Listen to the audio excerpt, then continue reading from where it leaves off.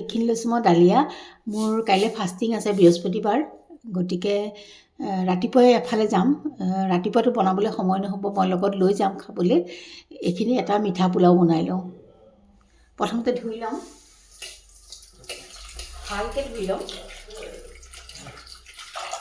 আৰু যিহেতু মই নিমখ নাখাওঁ, গতিকে মিঠা বস্তু খাই থাকিম। ডালিয়া পোলাওটো মই ভাবিলোঁ বেষ্ট হ'ব, ৰুটি হ'লে টান হৈ যাব। তথাপিতো লগত মই ৰুটিও ল'ম আৰু খায়ো যাম ৰাতিপুৱা। এয়া মই দিছোঁ অলপ ঘিউ, তাৰপাছতে মই দি দিম এয়া অকণমান কিচমিচ আৰু অকণমান মই এয়া দিছোঁ গাজৰ দিছোঁ। মই মিঠা বস্তুত গাজৰটো বেয়া নাপাওঁ দিলে।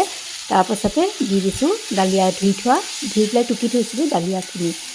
এই পোলাওটো খাবলৈ বহুত ভাল লাগে। মিঠা পোলাও কৰিছোঁ, এনেই নিমখীয়াকৈও খাব পাৰি। যিহেতু মই বৃহস্পতিবাৰে নিমখ নাখাওঁ, সেইকাৰণে এনেকৈ বনাই লৈছোঁ। এতিয়া মই একদম মুখত লগাকৈ চেনি দি লৈছোঁ, যাতে মই এনাৰ্জিও পাওঁ। আৰু লগত অন্য বস্তুও থাকিব বাৰু, কিন্তু অকণমান এইখিনি খালে পেটটো বেছি ভালকৈ ভৰিব বুলি ভাবিছোঁ। যিহেতু অকণমান দূৰণিবতীয়া, সেইকাৰণে এতিয়া আবেলি মানে কি আৰু সন্ধিয়া পিছতহে মই আহি পাম। হয়তো 7-8টা বাজিব পাৰে, কেনেকুৱা সময় হয় নাজানো, কিন্তু গোটেই দিনটোৰ কাৰণে লগত আৰু ল'ম কিবা কিবি বাৰু। মই এইখিনি এয়া মই ৰেডি কৰিছোঁ। মই পানী মাৰি দেখিছেই নহয়, পানী দি পেলাই আন্তাজ অনুসৰি পানী দি ঢাকি থৈ দিছিলোঁ এইখিনি। তাৰপাছত মই মাজে মাজে 2-এবাৰ লৰাইছিলোঁ, কিন্তু বেছি লৰাবও নালাগে, একদম তাতেই জৰ্জৰীয়া হৈ যায়।